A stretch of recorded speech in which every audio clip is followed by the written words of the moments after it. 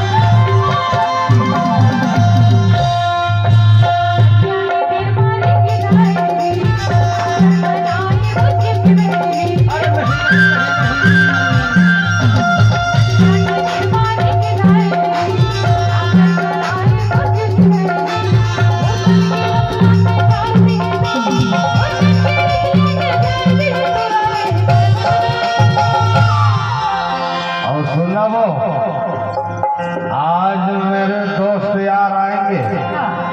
आओ मेरे को आज पैसा दे दो यार। आज तो ना तो दोस्त यार सब बता दो।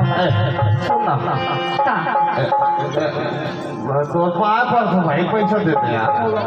दो ना पैसा पहले अपन दोस्त यार का मन बुला। अरे मुर्गा बनाऊंगा और दारू खाऊंगा। बनाओ ना। सुनना वो। पहले अपन सब दोस्त का बुला। अरे सुनना। का? तोरे भारे जवानी लगी गाल के हाथुरी काबला दे दिया काबले। तोरे भारे जवानी लगी गाल के हाथुरी काबला दे दिया काबले।